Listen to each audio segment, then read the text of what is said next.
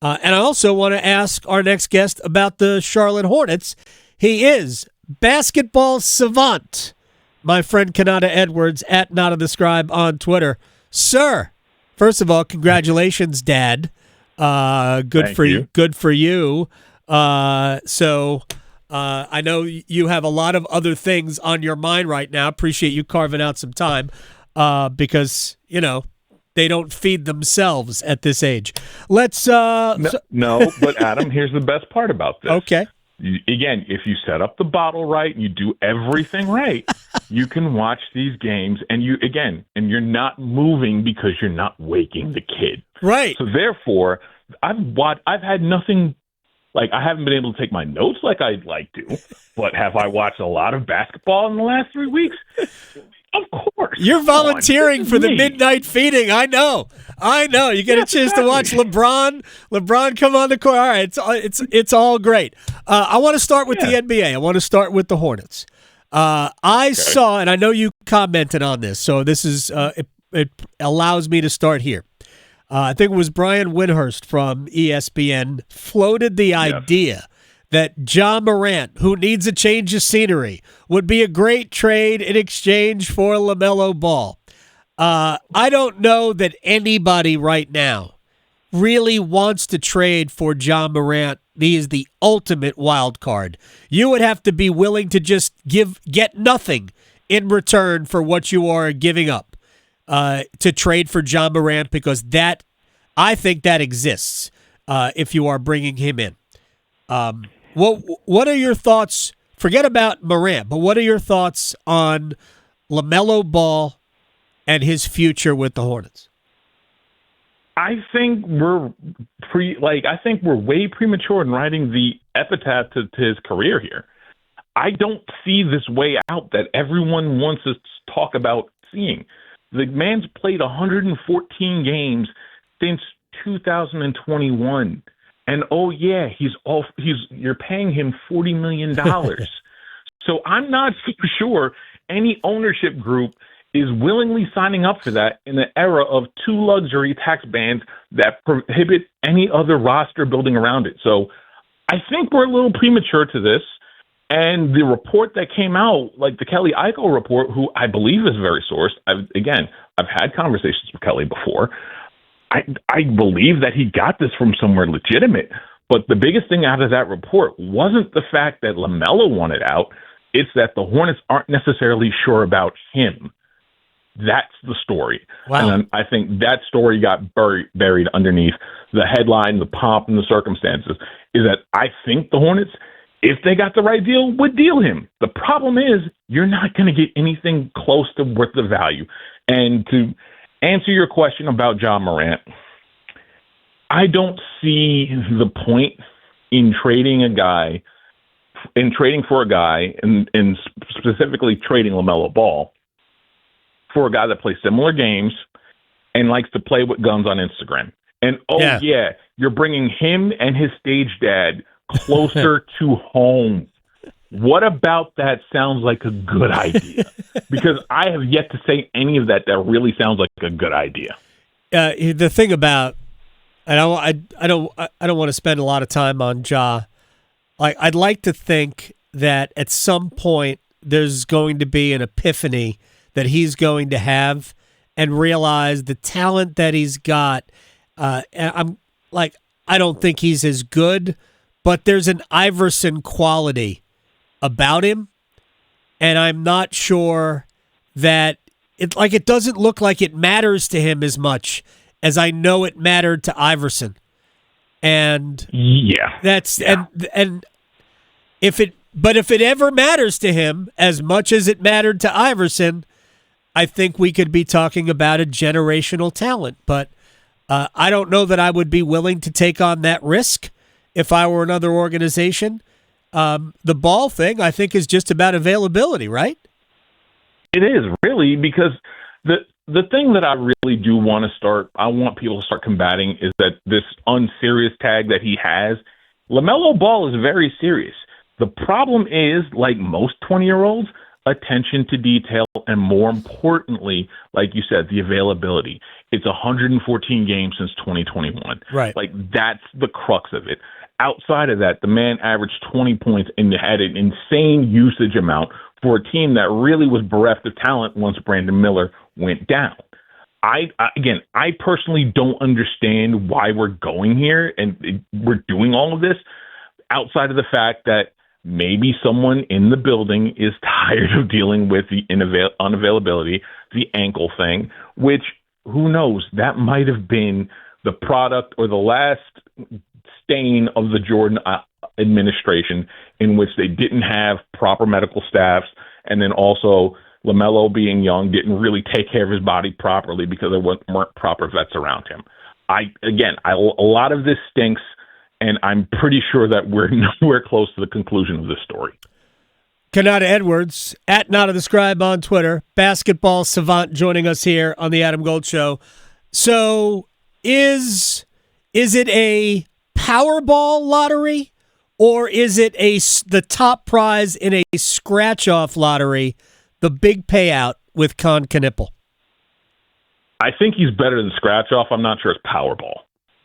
Yeah, I think we're somewhere in the, you got about, 6 or 7 of the 9 numbers right, where you're not getting the $1 billion prize, but it's enough to change your life and change your stars, and enough for your family to start suing you for back pay or something like that. Or you've won the Powerball. You've won the Powerball the week after somebody wins $1 billion. Yes. Okay. It's still enough to change your life. It's still enough to do things to change how you view this team, because Con Knipple has been better than I thought he was going to be. I thought I made the mistake of just letting a lot of people in my head and in my scout, and I got Con Knipple wrong. That kid is an upper echelon, top 2 or 3 guy on a title team type of scorer, man. Yep. He's been awesome. He's been consistent. He's been durable. He's answered the question I had, which was, what happens when he doesn't have a counter? Well, he creates another counter. He's got counters for days. He's been better than I thought.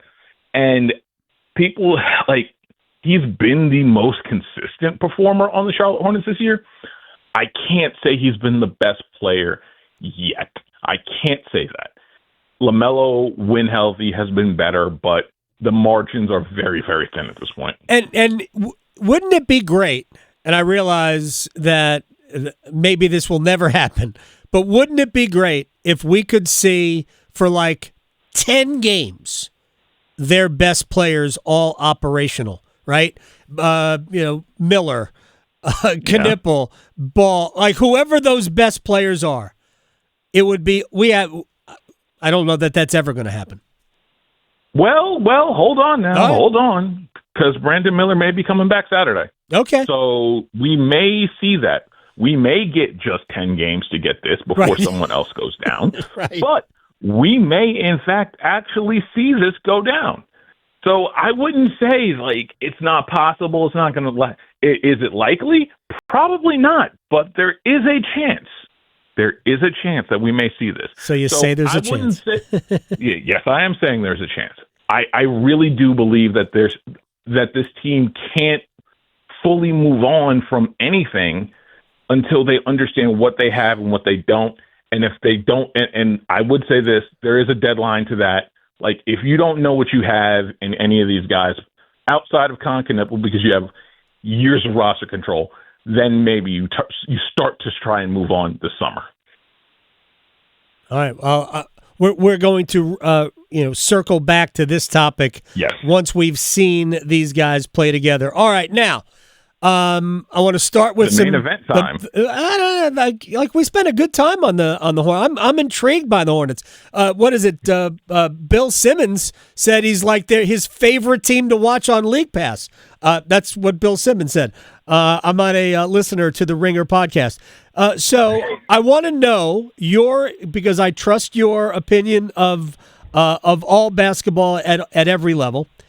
Give me what you like the most about NC State and a concern you have, and we're going to do that for all three local ACC schools. What do you like the most about the Wolfpack, and give me a concern that you have for them.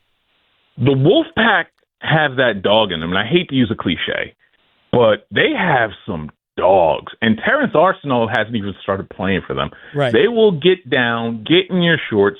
They have probably the ACC Player of the Year in Darian Williams. They won a huge game against VCU. I really like them.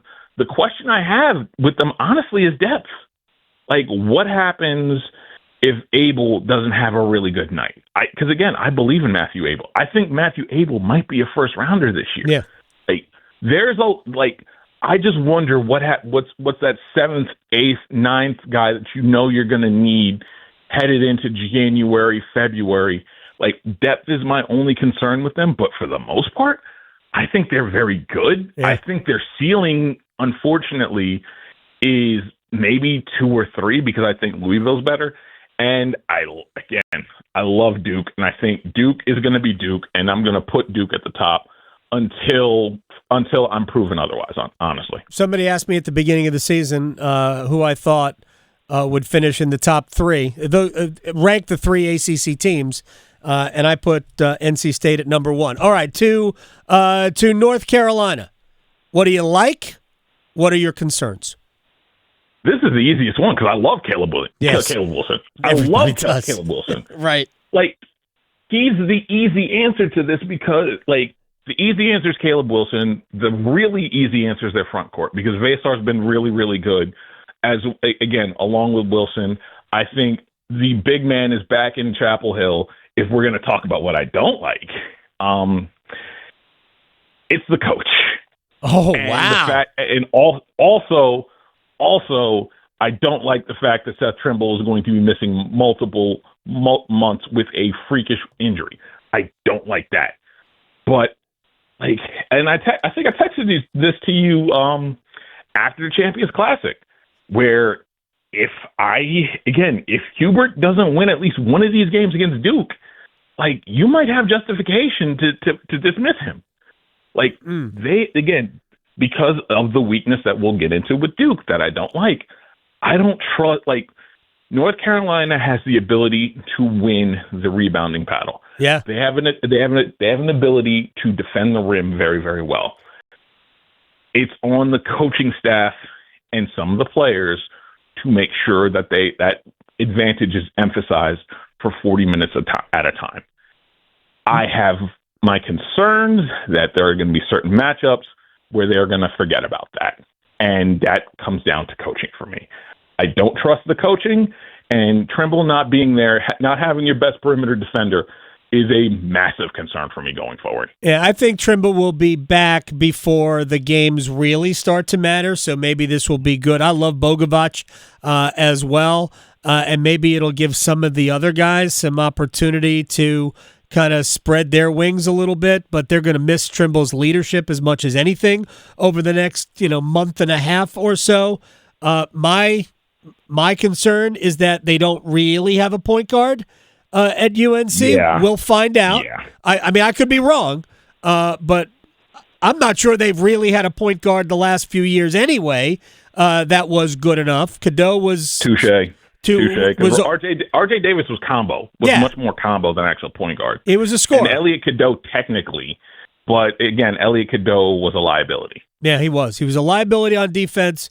And when Elliot Cadeau was playing, Elliot Cadeau could win games for you. He was a really good player. He could also lose you a lot of them, too. Oh, boy. Go ask Florida. He was just, yes, exactly. All right, now to the Blue Devils. What do you like? And then I am curious what your concern is for the Blue Devils. Okay. What I like, Cam Boozer, Isaiah Evans, Dame Sarr to an extent, even though I worry that Dame Sarr is going to be the one guy that is going to get hyped up in this process. People are going to start trying to compare him to Zion James, and some team is going to end up overdrafting him and realizing that Dame Sarr needs at least 2 years, one of which in the G League, to get properly seasoned for the NBA. I love their top end depth. What I don't like is we talk about we're not sure that they have, again, North Carolina has a point guard. That same concern is there for me with Duke. I like Caleb Foster. I would hate to rely on Caleb Foster in any sort of pressure situation, and I'm not sure Caden Boozer is there yet. And I think if we had true serum to give to John Shire, I would wonder if he would have given some more money to go get himself a real point guard in the portal if they were actually available. Because I think the point guard play is going to be an issue. I know that they're relying a lot on Cam Boozer to initiate this offense. I think they're asking a lot of him in a way that I'm not sure he can do. The other thing, when we talk about Cam Boozer, because I know this has been a talking point, and I kind of agree with it, I'm not sure I like how he's not finishing against length. The numbers are gaudy right now. The numbers are extremely gaudy, especially if you look at Torvik, Ken Palm, what he's doing right now. But unfortunately, like, the struggling against length is going to be an issue, especially if you're playing a North Carolina that has size, or you're playing a Louisville that has size. There are teams that they play that have size that we're going to see this against. It hasn't fully bitten them yet, but it just might unless he adapts and then becomes the top 3 pick we all know and love and expect him to be. Last year, Cooper Flagg, they ran their offense through him, but when they didn't have, whether he was unavailable like the ACC tournament or within games, they could run their offense through Knipple. Through Khan, yeah. Right? They don't have a second guy to run there, at least that I've seen yet. I know Nick Kameni is a dynamite player, but he's not playing a ton yet. So I'm not sure that they've got a second option through which to run their offense. I did see in the second half against Kansas, I saw glimpses of maybe not Tyus, but Trey Jones with Caden Boozer. So I'm kind of curious to see how that develops over the course of the season. But right now, here's my fear about the Blue Devils. We're going to have to wrap up after this. I'm not sure that their team quickness is enough. I thought Kansas was the quicker team in the game. They're not better, but I thought Kansas was quicker. And by the way, Badinga, holy mackerel. That guy should be almost outlawed. He's like the tight end for the Steelers, Darnell Washington, the 300-pound tight end. That guy shouldn't be allowed in the NFL. Badinga looks like a dynamite college player.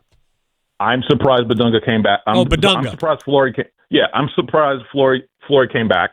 And I agree. And it's also the other thing that I forgot to mention, but I'm glad you reminded me. I'm not sure Gongba's going to be enough. That's the other thing I worry about with this Duke team is that I'm not sure, Patrick is going to be enough, and I'm not sure Malik Brown's going to be enough at that center spot. I do have concerns about them rebounding going forward, too. Yeah, I think it could be an issue unless Cam gets all the rebounds. Konata Edwards at Not of the Scribe on Twitter. Basketball Savant, congratulations. Take care of the little girl, and I'll talk to you very soon. Absolutely. Next time we will talk Hurricanes. We will squeeze some time to talk some Hurricanes. All right, then. We got to. All right, we'll do that. All right, man. I'll talk to you later. All right, talk to you soon, man. Peace.